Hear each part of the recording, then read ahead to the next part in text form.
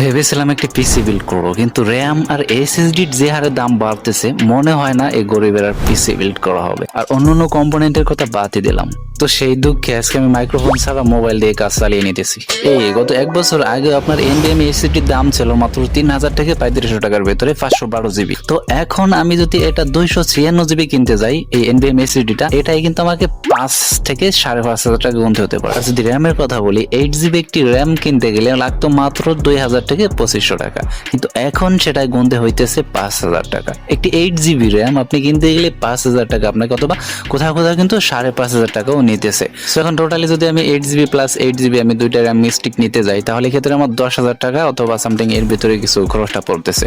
কত পরিমাণ খরচটা বেড়ে গেছে। তো এই এসএসডি আর র্যামের জন্য কিন্তু আমাদের পিসির দামটা, মানে পিসি বিল্ড করার ক্ষেত্রে প্রচুর পরিমাণে টাকা গুনতে হচ্ছে। তো যারা এতদিন স্বপ্ন নিয়ে কিছু টাকা জমিয়েছে একটি পিসি বিল্ড করবে, মা বাবার কাছ থেকে টাকা নিয়ে বা স্কুল খরচ বাঁচিয়ে কোনোভাবে তারা ম্যানেজ করছে কিছু টাকা একটি পিসি বিল্ড করবে 5600G দিয়ে। যদি এখন আমি একটি পিসি বিল্ড করতে যাই, এক্সাম্পল আমি একটি 5600G দিয়ে একটি পিসি বিল্ড করতে চাচ্ছি, তো এটা আমি বাংলাদেশ কোনো শপে আমি কথা বলছি, আমি হোয়াটসঅ্যাপে তাদের সাথে কথা বলছি। তো আমার যে কম্পোনেন্টগুলো সেটা আমি বলতেছি। তো এখানে প্রসেসরটা আছে AMD Ryzen 5 5600GT, আর এখানে মাদারবোর্ডে রেখেছি MSI A520 MA Pro Max। তো এই মাদারবোর্ডটার প্রাইস তারা বলছে 7300 টাকা। তো এখানে র্যাম হিসেবে রাখছি Lexar DDR4 16GB একটি র্যাম, তো এটার প্রাইস তারা বলছে 12000 টাকা।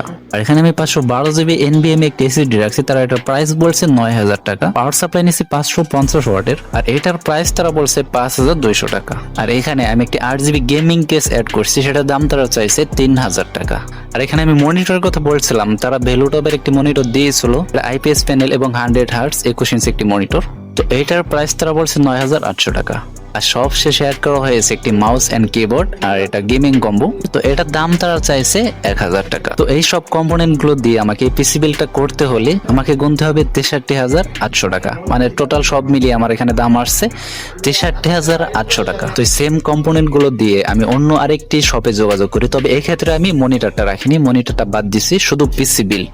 তো পিসি বিল্ডের ক্ষেত্রে সে আমাকে একটি প্রাইস দিছে, সেটা হচ্ছে 48000 টাকা। আর এখানে যদি আমি এয়ারক্লাস কোম্পানির 24 ইঞ্চি IPS প্যানেল 100 হার্টজের একটি মনিটর অ্যাড করে দিই, তাহলে কিন্তু সেটআপটা দারুণ হয়ে যায়। তো এয়ারক্লাসের 24 ইঞ্চি মনিটরের দাম কিন্তু আমারই বেশি না। আপনি যদি একটি এয়ারক্লাসের 24 ইঞ্চি 100 হার্টজ IPS প্যানেল একটি মনিটর নিতে চান, তাহলে কিন্তু এক্ষেত্রে আপনার 10000 টাকার আশেপাশেই থাকবে, বেশি যাবে না, 10000 টাকার ভেতরে পেয়ে যাবেন, ঠিক আছে। তো এই ক্ষেত্রে আমার যদি 10000 টাকা আর 48000 টাকা, তো 58000 টাকার ভেতরে আমার বিলটা কিন্তু পুরোপুরি হয়ে যাচ্ছে, মানে আমার পিসি প্লাস মনিটর দুটোই পেয়ে যাচ্ছি। তো একটা বিষয় ভাবতেছি আমি, ওখানে হচ্ছে আপনার 63000 টাকার ভেতরে একটি 21 ইঞ্চি মনিটর দিয়ে তারা পিসিটা বিল দিছে, এবং এখানে আমাকে 48000 টাকা আর হচ্ছে আপনার 10000 টাকা 58000 টাকা।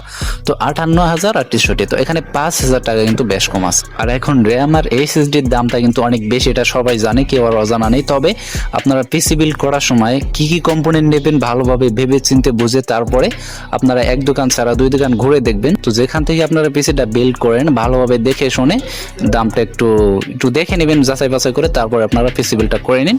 আর এমনিতেই র্যাম আর এসএসডির দামটা বেড়ে গেছে, কিছু করার নেই। যাদের পিসি কিনতে হবে, পিসি বিল্ড করতে হবে, তারা কিন্তু অবশ্যই করবে, কম বেশি যেভাবে হোক। তারা 5600G জায়গায় 3400G নেবে, মানে যাদের লাগবে তারা তো নিবেই, তাই না? যাদের বাজেট নাই তারা কিন্তু যেটা নিতে চাইছিল ওটার থেকে নিচে হলে কিন্তু তারা নিবে, কারণ কি আর করার, কিছু তো লাগবে। তো যাই হোক বন্ধুরা, এই ছিল আজকের ভিডিওটি ভালো লাগলে চ্যানেলটি সাবস্ক্রাইব করে সাথেই থাকুন। পরবর্তীতে নতুন কোনো আপডেট ইনশাআল্লাহ চলে আসবো। তো আজকের মতে আল্লাহ হাফেজ।